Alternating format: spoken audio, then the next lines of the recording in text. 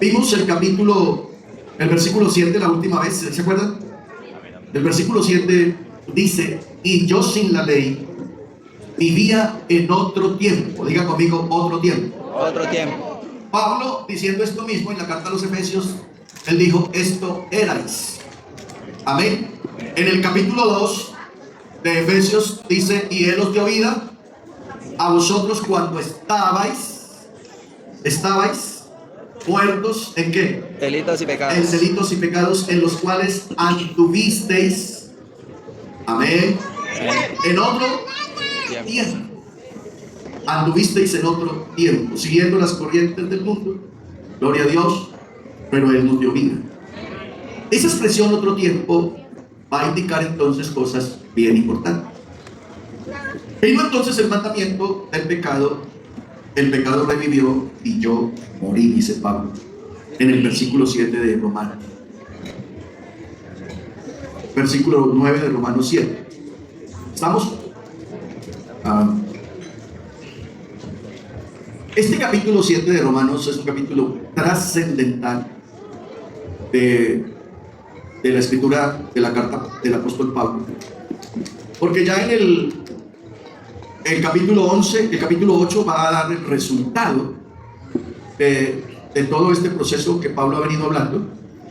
Ya usted ve que el capítulo 8 comienza diciendo: ahora pues, ¿aló?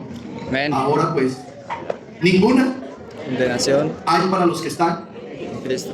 Ese ahora pues es el conector del capítulo 1, 2, 3, 4, 5, 6, 7 y 8. O sea, el resultado de todo lo que se ha dicho desde el capítulo 1 hasta el 7 es que ahora pues ninguna condenación hay. ¿Cuántos dicen amén a eso? Amén. Pregunto, ¿cuántos se sienten salvos? Ah, faltan hartos. ¿Cuántos se sienten salvos? Por favor. La salvación hay que declararla. La salvación se siente. Amén.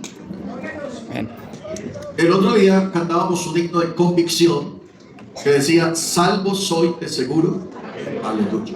¿Cuántos lo cantaron alguna vez? Amén. Los nuevos no lo conocen porque ya dejamos de cantarlo hace casi 10 años. No se canta por ahí, de vez en cuando se canta. Pero en la iglesia antiguo testamentaria lo cantábamos casi en todos los cultos. Y nos hacía sentir la salvación, ¿o no? Nos hacía sentir la salvación. Y la salvación en nosotros es una realidad. ¿Por qué es una realidad? Porque hubo uno, amén, hubo uno que murió, que propició en nosotros la salvación y se entregó como ofrenda votiva en la cruz del Calvario, aleluya, para beneficiarnos a nosotros de lo que conocemos como redención. Nosotros hemos sido redimidos, que es lo que el himnólogo dice: redimidos por la sangre de Jesús. Sí, yo sé que Él me perdonó. Amén. Sí, yo sé que mis pecados perdonó. ¿Cuántos están seguros de eso? El Señor perdonó nuestros pecados. El Señor nos salvó. ¿Sí ve el pastor lo que hace? Miren aquí. Vamos a mirar aquí entonces. Estamos parados en el capítulo 7 de Romanos. ¿Listo? El verso 9 es el que estamos leyendo. Ahora leamos el 10. Verso 10. Dice: y hallé que el mismo mandamiento que era para vida, a mí me resultó para muerte. Porque el pecado, tomando ocasión por el mandamiento, amén, el pecado tomando ocasión por el mandamiento me engañó y por él me mató. Acuérdense que antes de la ley no se inculpaba de pecado. La gente ya mataba, la gente ya robaba, la gente ya adulteraba, la gente ya era idólatra. Pero no se había dicho que eso era pecado. Pero cuando nos miramos al espejo, ustedes si se acuerdan, cuando vimos eso en el capítulo 6, que la ley se convirtió en, para mí, un espejo. Entonces cuando yo me asomé ahí, vi mi feura. ¿Aló? Amén. Mi feura. Todo el pecado que había en mí. Y entonces, claro, el pecado era tanto que no me quedaba a mí otra cosa, no me quedaba otra esperanza, sino de muerte. Aleluya. Y la ley eso era lo que decía: si usted no lo hace, lo matamos. La gracia no dice eso. La gracia dice que por gracia sois salvos, por medio de, y esto no de vosotros, o sea, no es de lo que nosotros hagamos o no hagamos, sino que la gracia es el regalo más grande de Dios para la humanidad. Y el que decide recibir la gracia, como los muchachos de hoy, entonces tienen derecho a ser salvos. ¿Cuántos dicen gloria a Dios? Gloria a Dios. Tienen derecho a ser salvos. Esa expresión que Pablo usa en un tiempo se refiere al tiempo antes, en el que Pablo fue confrontado con la ley de Dios. Al tiempo antes que viniera la ley, conllevaba el significado de inalterado, despreocupado, no darse cuenta de la gravedad sentencial de muerte que había sobre nosotros. Por eso usted ve que la gente afuera anda, ¿aló? Ellos pecan de una manera desproporcionada, liberalmente, y a ellos no les preocupa. ¿Por qué? Porque ellos no se han confrontado con la ley de Dios. El día que el Señor los confronte, se darán cuenta lo perdidos que están y lo condenados que están. Aleluya. Por eso alabamos a Dios por esta gracia bendita que nos confrontó y nos puso de frente al Calvario, y en el Calvario nosotros vimos nuestra maldad reflejada, nuestro pecado, y éramos dignos de muerte. Amén. Mas Dios, que es rico en misericordia, por su gran amor con que nos amó, aleluya, habiendo estado nosotros muertos en delitos y pecados, nos dio vida juntamente con Él. Diga gloria a Dios. Así que este mandamiento, esta ley llamada el misterio de muerte, o el ministerio de muerte, aleluya, o ministerio de condenación. Y no que la ley sea mala, amén, la ley es santa porque la dio Dios, aleluya, sino que la ley, digo otra vez, desnudó mi espalda. Amén. Usted no sabrá si tiene su rostro sucio hasta que no se mira en el espejo. La ley de Jehová sigue siendo así. Cuando usted se mira aquí en el espejo, ¿usted no le ha pasado? Usted cree que está bien y todo, pero usted empieza a leer la Biblia y usted empieza a sentir que algo le está pasando. Porque la palabra de Dios alumbra los ojos, nos hace ver retrospectivamente. Diga gloria a Dios. Así funcionó también la ley del Antiguo Testamento. Le hizo ver al hombre su maldad. Aleluya, diga gloria a Dios. El verso 10 dice: y este mandamiento que era para vida, a mí me resultó para muerte. Pero para muerte en el sentido de que el pecado en nosotros, escúcheme recién bautizados, el pecado en ustedes hoy murió. No me va a venir con el cuento de que se fue a bailar esta noche. ¿Aló? No le pase como el pastor que estaba evangelizando en una tribu y bautizó al cacique y a otro poco, y al otro día volvió el pastor a la tribu y estaban todos borrachos, pero todos, y el más borracho era el cacique. Entonces él le dijo: pero hermano, ¿qué pasó? Usted renunció a todo eso, lo bauticé ayer, ¿qué pasó? No, estaba celebrando el bautismo. ¿Aló? Si hay una manera de celebrar el bautismo, es sirviendo al Señor. Nosotros morimos al pecado y el pecado murió a nosotros. Ya no vivo yo. Amén. Ya no vivo yo, sino que Cristo vive en mí. Insisto en lo que hace días vengo diciendo. Es muy viciente y muy preocupante que a un verdadero cristiano le canse estar aquí, que a un verdadero cristiano le moleste lo que hacemos aquí, que a un verdadero cristiano le enoje lo que hacemos aquí, si todo lo que hacemos aquí es lo que la Biblia dice que hay que hacer. ¿Aló? Amén. Si está en Cristo, pues uno se deleita en Cristo. Amén. Yo vivo para Él, sea que vivamos o sea que muramos, del Señor somos. Y cuando yo digo que soy del Señor, estoy diciendo con el perro, con el gato, con la nevera, con el televisor, con el equipo, con todo, con bolsillo y todo. ¿Buenas? Aleluya. Entonces, el mandamiento que era para vida resultó para muerte. Aleluya. Porque el pecado me demostró a mí, una vez descubierto, yo descubrí que estaba muerto. Amén. Aleluya. Por eso Pablo dice, Él os dio vida a vosotros cuando estabais muertos. El pecado me hizo ver mi estado, la ley me hizo ver en el pecado mi estado real ante Dios. Aleluya. Pero esa ley, la ley de vida, la ley del espíritu de vida, entonces me resucitó. ¿Cuántos son resucitados en Cristo? Me resucitó. Amén. Y yo ahora ya no sirvo al pecado, sino que sirvo ¿a qué? A la ley de la vida. Amén. Era para mi vida. Esta expresión que Pablo va a utilizar aquí está explicada en Mateo capítulo 19, en Lucas capítulo 10. Todo lo que una persona necesita hacer para vivir y para heredar la vida eterna es guardar La ley.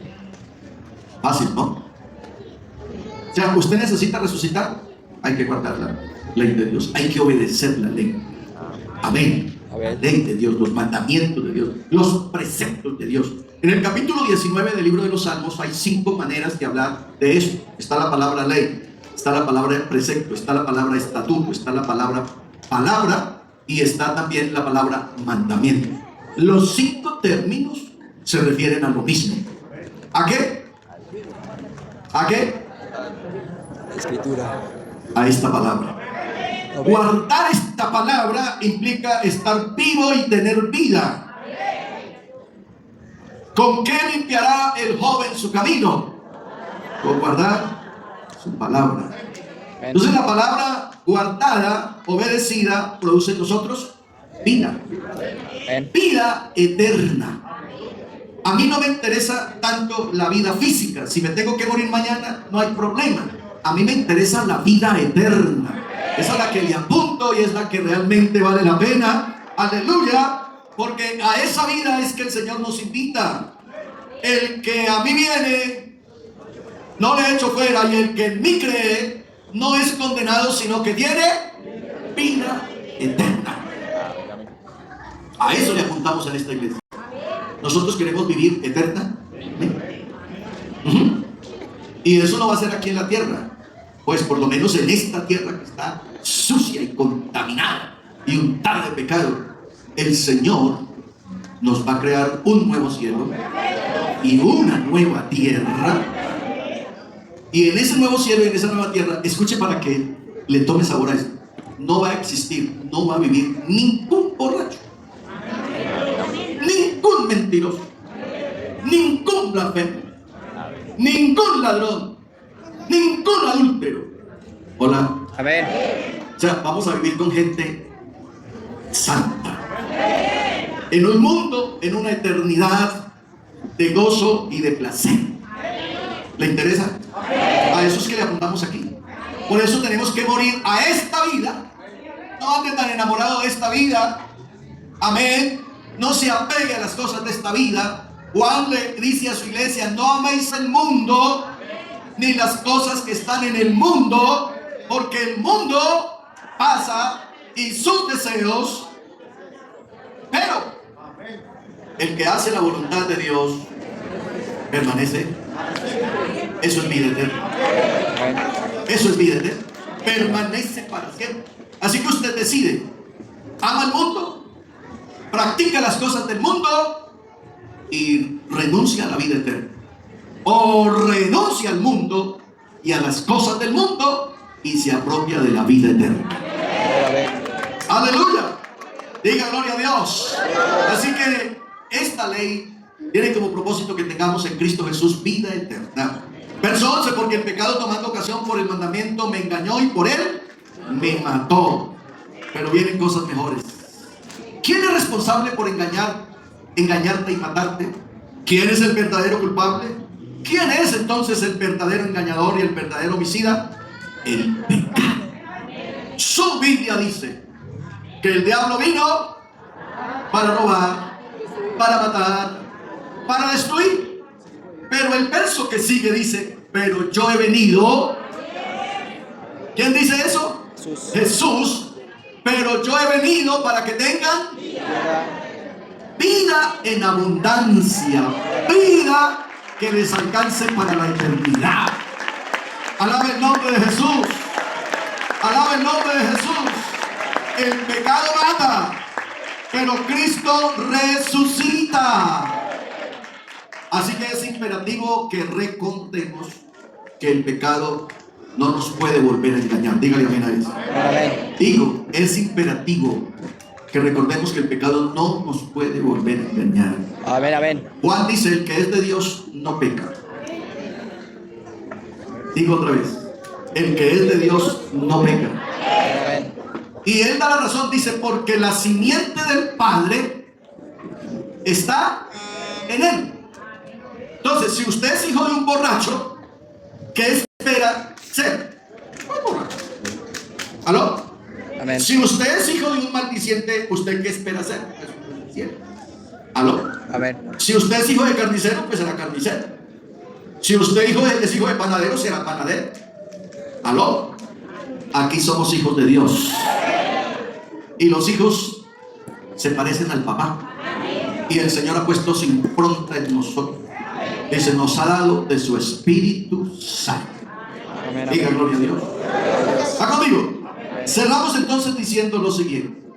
Según Hebreos capítulo 3, el verso 13, el pecado, amén, es el engañador. El pecado me engaña, me ilusiona. El pecado me seduce, pero después de que soy engañado y seducido, el pecado se convierte en homicida. El único propósito del diablo con el pecado es destruir y matar a la gente. Muerte física y muerte espiritual.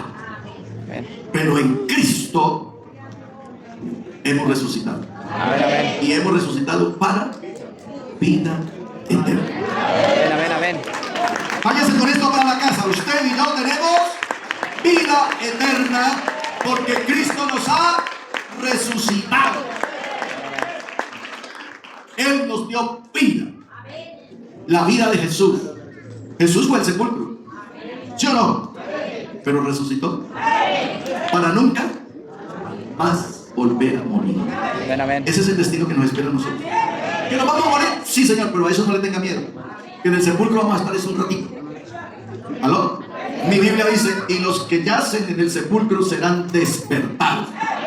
Unos para vida eterna y otros para vergüenza y confusión perpetua. Amén, ¿Usted de cuáles es? Porque todos vamos a resucitar.